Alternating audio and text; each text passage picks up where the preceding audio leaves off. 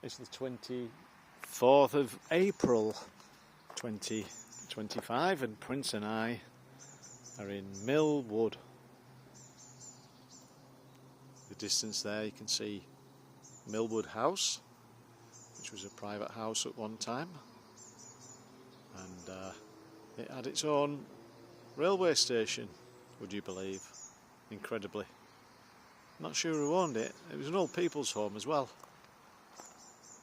And we're just walking through the glorious flowering garlic, and the smell of it is tremendous if you're a fan of garlic, which I am. Absolutely wonderful smell. Recommend it. Walking through forested areas full of garlic. Lovely. Very nice indeed. I think I've been walking over in Yorkshire at Malham Cove, and there's a waterfall there called Janet's Foss on the way. A circular walk, excellent circular walk actually, Malham Cove, Janet's Foss and Gordale Scar, and it's similar there. There's garlic as you approach Janet's Foss waterfall. Lovely. Look at that, all out in flower. Forested carpet of garlic. You can eat the leaves and the flowers themselves. You can eat those as well on your salad. But here's a little tip from a connoisseur. Don't pick the leaves that are near the path. I'll let you think on why not. A little puzzle there for you. There's a little packhorse bridge coming up on our right here. It's been there a long time. Tree fell on it last winter, but it's been repaired, which is good. Right, here we go. This can you see the stonework there? The cut stones, and this was a railway. I think its only function was to serve Millwood House, and that was the steps leading up from the platform to Millwood House. Quite a ever been and looked up here, but oh, look at that! Look at that! Ooh, dare I sneak up there? That is the question. Go on then. Doesn't say private property, does it? I've never walked up here. Let's have a look. I'll only go so far before the flipping attack dogs come to get me. Look at this. Oh, I can't tell you how much fun I'm having. Look at these walls. Lovely. What a great path. Lovely jubbly. Probably some irate person will scream, "Get off my land!" Oh, no, it's just that was a bit disappointing. I was hoping it was going to be that. Lovely steps all the way up. I can't imagine the rich owner of Millwood got to here on a winter's night in the darkness, and Prince is curious. Yeah, got to here and then started getting his leather boots all muddy as he trudged up the hill for his tea. Right, just going to be a little bit careful here, being borderline elderly. Don't want to slip down here on my backside, falling down steps. Look, you see the speed of that dog. Falling down steps isn't recommended at any age. Tell you, I was in this is a bit of a story, this back in the 1990s, not the 1890s. I used to go out with this girl called Kerry, who a very pretty girl, and she had a brother, Tony, who I'd been at school with actually. Tony, and he was in the Royal Air Force, at Rheindahlen in West Germany, was it then? No, it was Germany. It was Germany then, wasn't it? German reunification had happened by then. Anyway, he came over to Barrow to see his family. He said, well, why don't you and Kerry come and see me and my wife and kids over in Germany? It's great.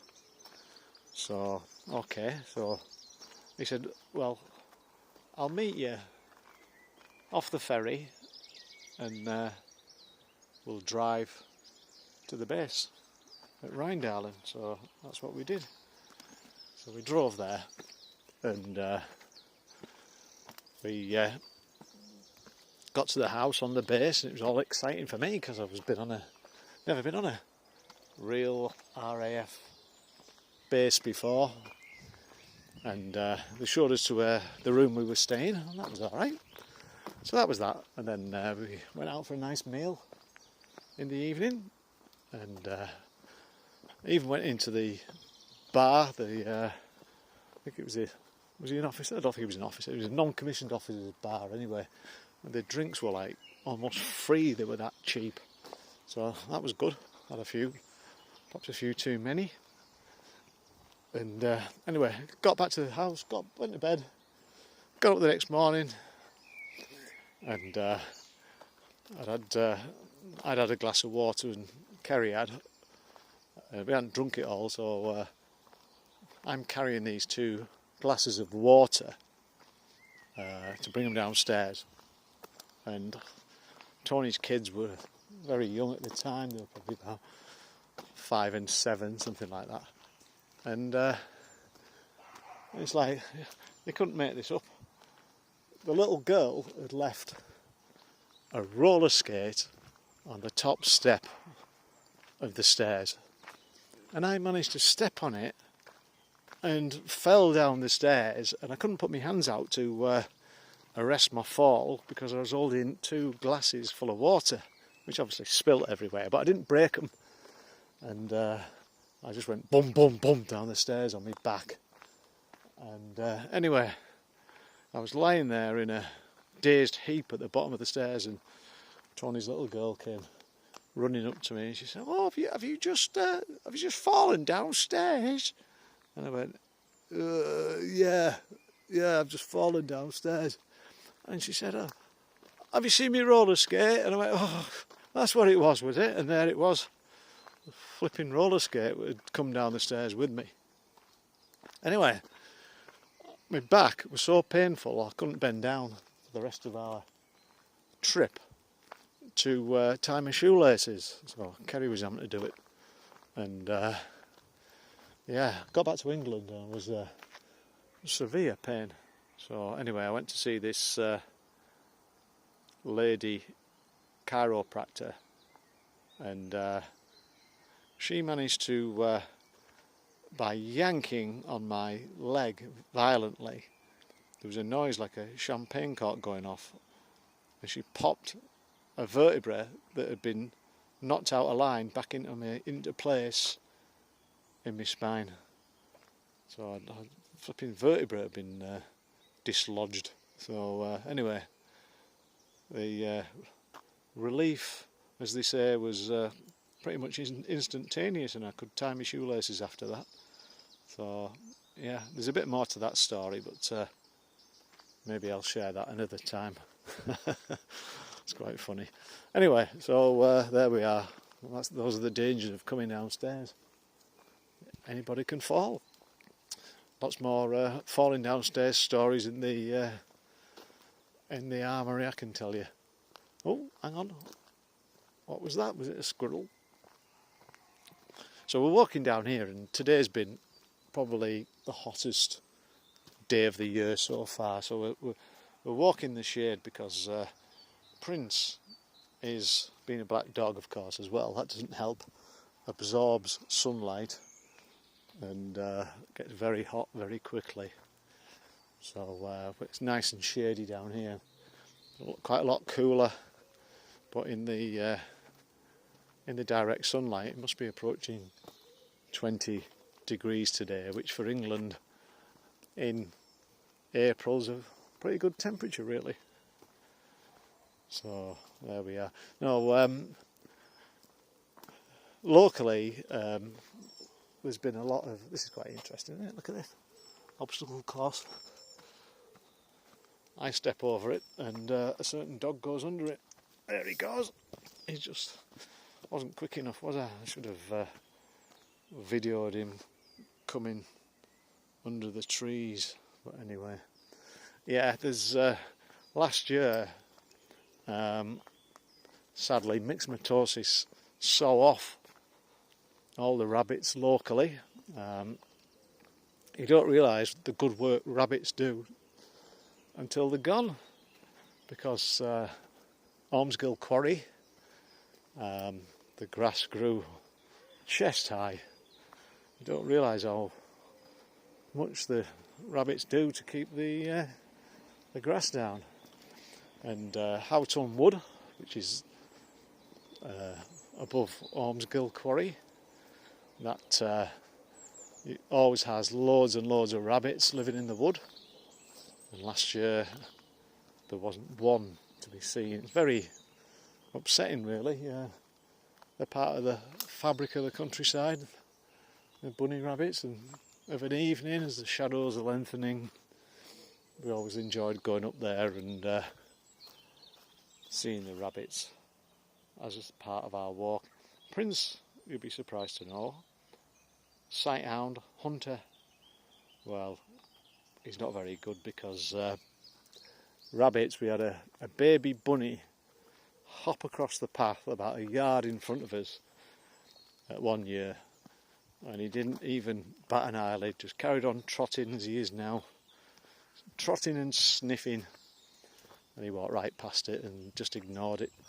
So he's not into rabbits at all. This is good, saves me shouting at him, because I don't like anything being killed. So yeah, but anyway, so we hadn't seen any rabbits, and that was very, very sad. But gloriously, I went at a walk in Houghton Wood this morning, and I was utterly delighted to see a bunny rabbit hopping across the path. So hopefully the rabbits, the march of the rabbits is back, and they're recolonising Houghton Wood. This pond here is a shadow of its normal size.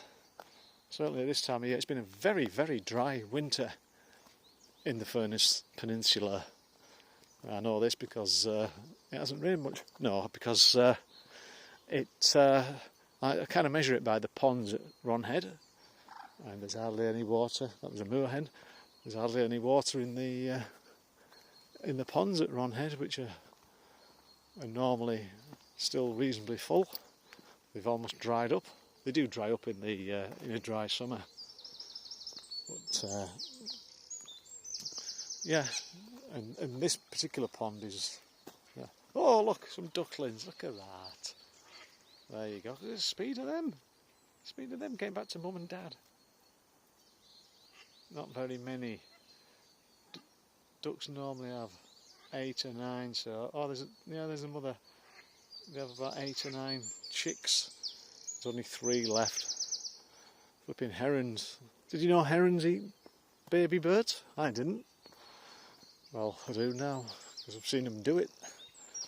And seagulls have a go at them as well, sadly. But that's very sad. So the rabbits are back, which is great. Very good.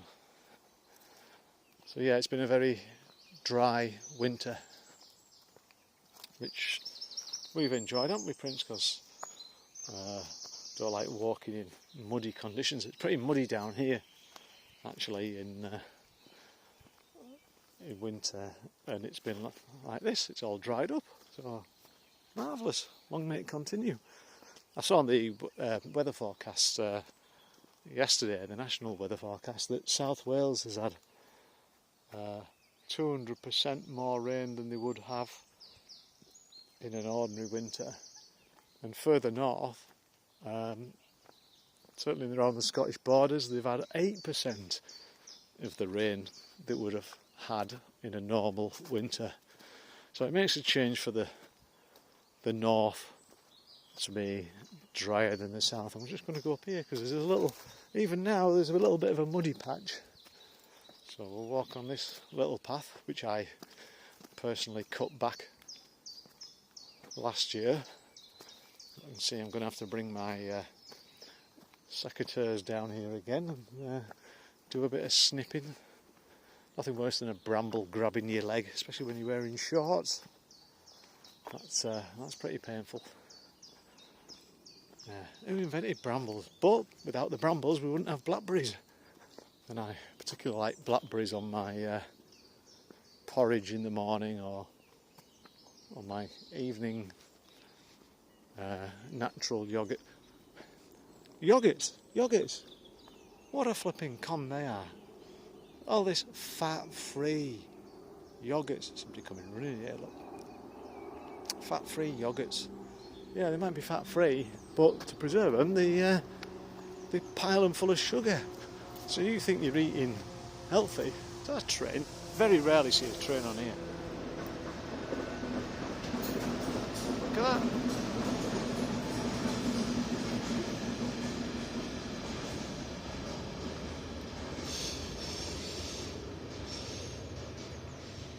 That's the first train I think I've ever seen going on that line, and it's known as the nuclear line. And those two white boxes on the back of the train were probably carrying spent plutonium, and they're heading for the docks, and they send they used to, I don't know if they still do, but they used to send the spent plutonium to Japan to be processed. Now, whether they still do that or not, I don't know. But that was quite exciting, that, wasn't it? I could hear this rumbling. I thought, surely that's not a train, because there's been a factory or something built at the end here, much to my displeasure. And so the peace and tranquility of this beautiful woodland is disturbed by banging and clanking of machinery. But as it's now nearly 6 o'clock, presumably everybody's gone home. Yeah, it sprung up overnight like a flipping malignant mushroom. So didn't know that was coming. Don't know what I was on about now. I was saying something, wasn't I, before the trains? What was I saying? I don't know. It'll come back to me. My Auntie Joyce was could that woman talk? She was really smart, really, really funny woman, full of really, really amusing stories about people. She was brilliant, and I videoed her telling a life story a few years back, and I mean, she couldn't possibly tell me all the stories, but I've got about 6 hours of video footage of my Auntie Joyce, and she's just the most natural person on video. I mean, she was about 90 then. She was telling me stories about growing up. Left school at 12, and her first job was to look after a newborn baby. She hadn't a clue what she was doing. Got there, and this couple said, "Oh, you're here. You're the nanny. Right, we're off away for the weekend. Look after this baby." Off they went. Left her to it. 12-year-old. 12-year-old. It's just, you couldn't make it up. That was one of her favourite sayings, which I've now adopted. You couldn't make it up, and you couldn't. So this couple, they were quite glamorous and wealthy, and they moved down to Brighton, and during the war, and my auntie had to go with them to look after the baby. and they just go up to London for the weekend and leave her in charge. And she got half a day off a week.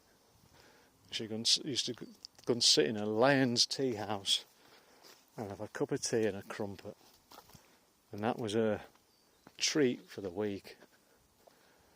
You couldn't make it up, could you? And she didn't see her parents for over 4 years because of the war, because these people wouldn't let her go back up north from Brighton to near Kendal, where she was from, Oxenham, and they wouldn't let her go, so she had to stay down there, and she had to send all her wages, pretty much, back to her mother.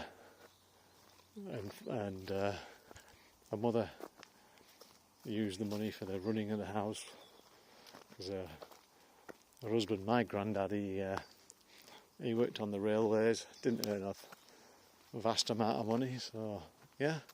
My mother was rather fortunate. She rather more fortunate.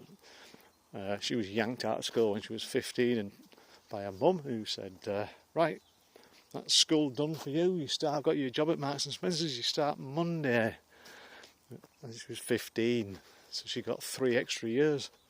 But Auntie Joyce, she was just unbelievable. The speed that she spoke, and the clarity, and the things that she remembered. Oh, she was amazing lady. And she had some great stories. Yeah, miss seeing her actually. Yeah. But oh, look at this! The bluebells are finally coming out in Millwood, which is nice. There's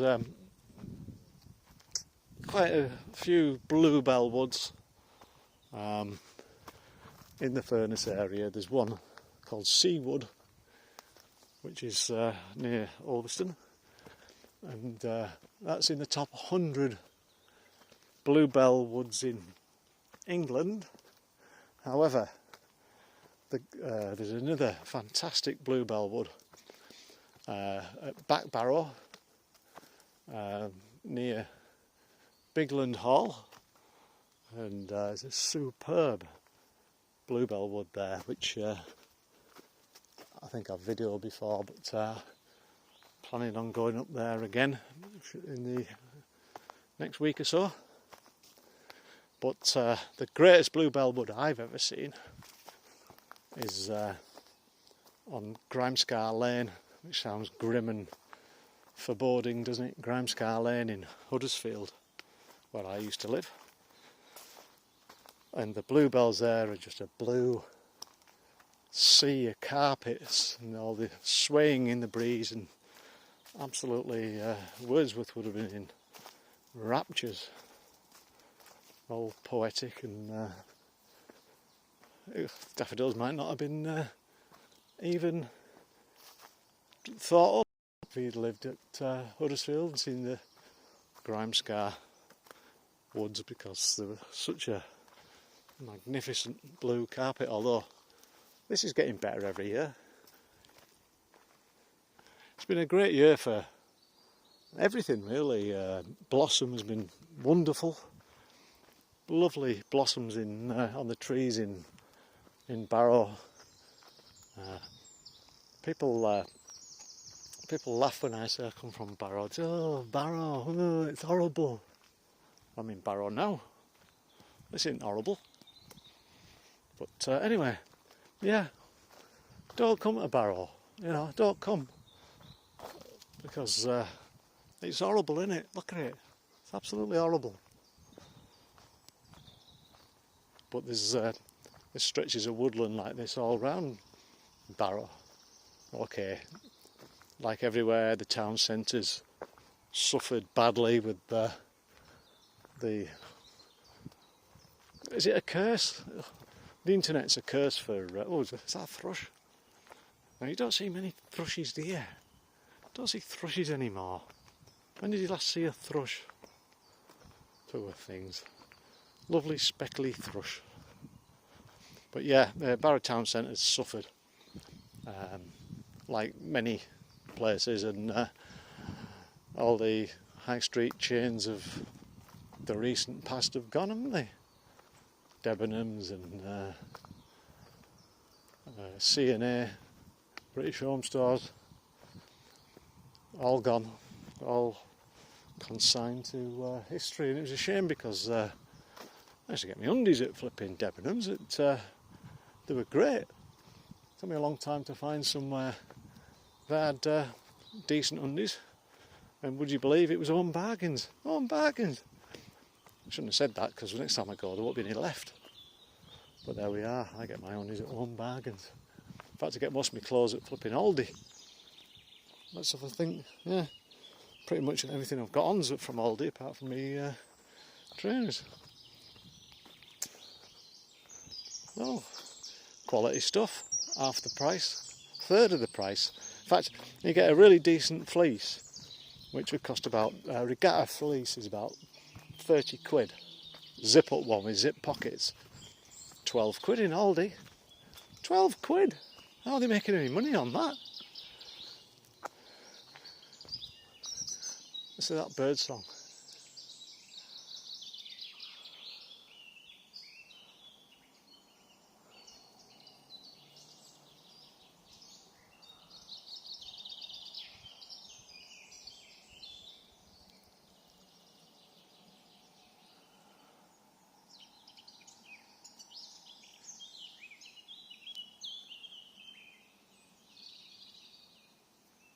Brilliant, that, isn't it? As you get older, simple things that younger folk probably wouldn't even bother listening to, like the song of birds in the trees, they become more precious to you as you realise that the finished post is in sight. I mean, once you get past 60, which I'm past 60, only just, you suddenly realise that your life doesn't stretch out forever like it did when you were in your 20s. Never give a thought to dying when I was in my 20s at all. Suddenly, in the twinkling of your eye, your life, the best part of your life's gone. So you've got to make the most of it, really do. You know, I was getting Pet Shop Boys there. When I look back upon my life, it's always with a sense of shame. I've always been the one to blame. What a great band Pet Shop Boys were, weren't they? Brilliant, and still are. Saw them over Christmas on the telly. They were brilliant. Even my daughter, 16, she loved them. So at least I've done one thing right in life, introduced my daughter to the joys of the Pet Shop Boys. Brilliant. But yeah, it's strange.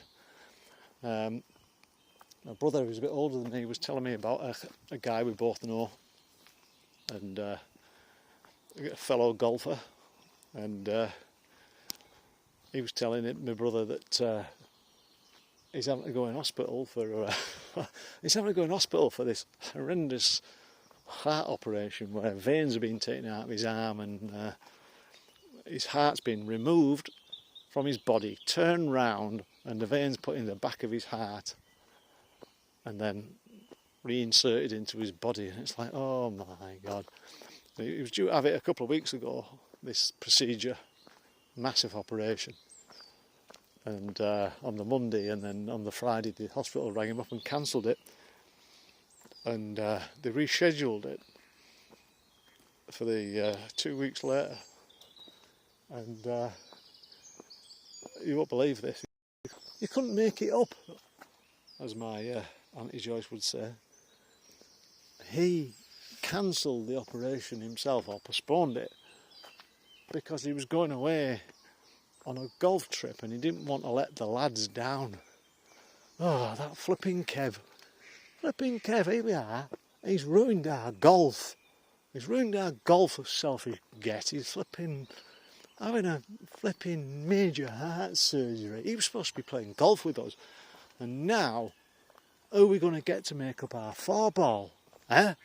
Flipping Kev. You can't trust people, can you? He's just unreliable, that bloke. Flipping heck. He's not playing with us again. Flipping sick of him. Flipping heart operation. Jesus. What sort of excuse is that? That kind of thing. Yeah. Yeah.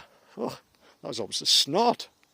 Snort of disbelief and laughter. Look at that blue sky. It was ever thus this year. Brilliant. Is it global warming? Maybe. If it is, then I'm not going to say long may it continue, but don't want it to get any worse. But as long as our winters are like this and our springtime, then well, can't say I'm not partial to not having any rain. It hadn't rained for 3 weeks the other week. It was sunshine like this every day, and I've got a water butt in my garden, and I was flipping, having to virtually tip myself in it to get to the bottom of it. As I didn't have the foresight to put a tap on it at the bottom. Schoolboy error that. Anyway, scooping the water from the dregs from the bottom of the barrel into my watering can to water all my plants. Anyway, it absolutely caned it down for 3 days, and it's refilled me water barrel, so that's good, isn't it? So I recommend everybody gets a water barrel. It's free water, helping the planet. And your plants prefer rainwater to the water that's been processed by the water boards. So yeah, my auntie, this is another one of those you couldn't make it up stories. My auntie, single lady, never been married. She was a bit crackers actually, Betty, but she was very big in the girl guides and great cook. She was a chef, and she always said, I'm never going to be going home. I'm never going to be, when I get old, I'm never going to go in an old people's home. No way, Josie, I'm not going in an old people's home. Anyway, she got a water infection. She was about 80 odd, 85. Stooped over, walked with a stick, and she got taken in hospital. It wasn't serious, but it was a water infection, so they thought she needed a drip, antibiotic drip. So she went in the hospital, had this drip, and she was convinced that she was losing the plot, but she wasn't. She was sharp as a tack, a bit like my Auntie Joyce, and she decided that she'd discharge herself from hospital. Anyway, against the hospital advice, I might add. Anyway, so she goes home, and she had a water butt in the garden as well. And the hospital said, right, well, we don't agree with you going home, but we'll send carers to check on you for a few days when you come out of hospital. So anyway, the carer goes round, can't get any reply at the door, goes around the back of the house to see if she can look through the window and see my auntie, and she sees the water butt with his pair of legs sticking vertically upwards. She's done herself in by diving into the water butt head first. Couldn't make that up, could you? Well, that's what she did. And obviously this poor carer woman was mega shocked. When the police arrived and opened opened up her house and she'd laid out everything, her will and all the documents on the table. So she clearly planned it, and then gone round, up a little step ladder, and took a dive into the water bottom. That was that. Unbelievable. Incredible story. But there we are. So we're back on the railway line, heading back. Prince knows the way. And very, very pleasant. It's good to see that the people who look after this woodland, they put bird boxes here and there. So that's nice. You often see, it's quite nice watching blue tits going in and out. It's there's a harder working bird than a blue tit. I'd like to see it, because I used to have one, a bird box at the back of my house, and from my modest conservatory I could sit there and watch the blue tits constantly back and forth, bringing food to their hungry brood hullet. Anyway, no, and they were there for years. And anyway, one year I was sat there and I thought, flipping out, are they little birds going in the blue tit box, nesting box? When I went outside and had a look, there was these whopping bees. I'm saying whopping, they were whoppers. I mean, I thought they were little birds from the conservatory. Shows how big they were. Oh, crikey, not going near them. My daughter was about 6 or 7 at the time. She had a trampoline on the patio. And anyway, I thought, I've got to do something about this. So I rang this bloke who was a beekeeper. And he came and he said, you don't want to let your daughter out here. I said, that's an invasive species of bee from France. And they're bad-tempered and stingers. And he put on all his beekeeper regalia, like an Edwardian lady, and anyway, with a veil. And he said, what I'll do is I'll put a plug in the hole where the bees are going in and out, remove the bird box, and I'll go and put it in woodland somewhere, and hopefully they'll survive in the woods, but they probably won't. And he said any bees that are still lurking about, who haven't managed to get back to the box, will die off in a few days, he said, once they can't get back in the box. And that's what happened. But he was telling me there's over 200 species of bee in Britain. I think I mentioned this on another video, but flipping heck, 200 sorts of bees in Britain. I couldn't believe it when he told me. I thought it was just like bumblebees and little worker bees and Darren Hooker bees, and that's about it. There's a footballer I've not even thought of in 20 odd years. Darren Huckabee. But yeah, there was over 200 sorts of bees. Would you believe it? So yeah, he got rid of that. But I've had numerous problems with different insects, including bees again. I kept finding bees in my bedroom, and I'd wake up in the morning, there'd be bumblebees in my bed that had flipping rolled over in the night and crushed them, and there'd be bees on the flipping flowery curtains, and I couldn't understand it. Couldn't work out how they were getting in. The windows were shut, and then I noticed the plaster around the window was crumbling slightly, and there was a small hole, and they were coming in there. And as it happened, I was having new windows, double glazed windows, put in, so fairly quickly after that. So I made sure that they did a good plastering job around the window, and didn't get the problem again.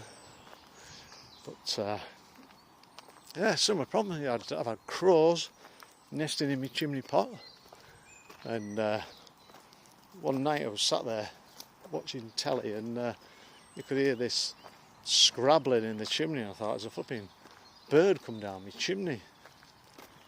And anyway, I thought I'll get the gas boy round who services my boiler to pull the gas fire out to see if there's any birds stuck. And he pulls the gas fire out, and all these sticks that were the exact diameter of my chimney pot fell into the hearth. And he said, "Oh, flipping heck, it's what you're hearing is the crows dropping sticks down the chimney." And he said, "I better get these out." And I'm not kidding, he got 6 bin liners. 6 bin liners of sticks. Every time he yanked some sticks, more fell down. All virtually the same size, the same diameter as my chimney. Oh, flipping heck. He said he was very fortunate he didn't die of carbon monoxide poisoning. So there we are. So yeah, birds. Oh, and then we had seagulls nesting behind the chimney. And didn't want that, so I got a bloke to go and put spikes up. And he chucked the nest on the lawn. There was no egg in it. They were just halfway through making the nest. So he clears off. I look out the window, and the 2 seagulls are picking up the sticks of their half-built nest on the lawn and flying up to the roof. So I thought, what the hell's going on here? So I went outside and looked up, and the flipping seagulls were building the new nest against the spikes. So I got him back. So this time we put the nest in the bin, and then I kept seeing seagulls flopping around, flying around. I thought, oh well, they're not nesting on my my roof anymore.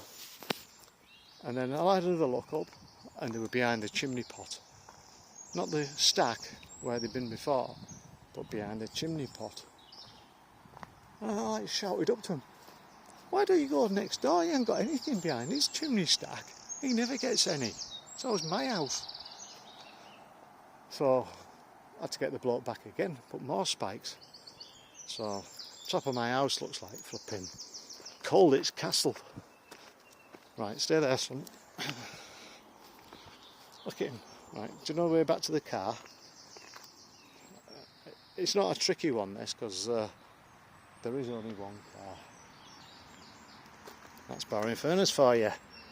Have a walk, and you only see one person. And the Furness Fells on a bank holiday, fabulous. Very rarely see anybody. So it is a part of the world where it's still quite a quiet place. Oh, that's nice, somebody's put a bird feeder. Very nice.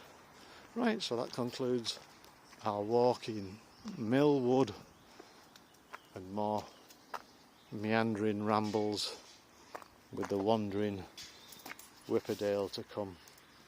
It's exciting next week because we're off to fabulous West Yorkshire, the South Pennines. I'm sure we'll make some videos there.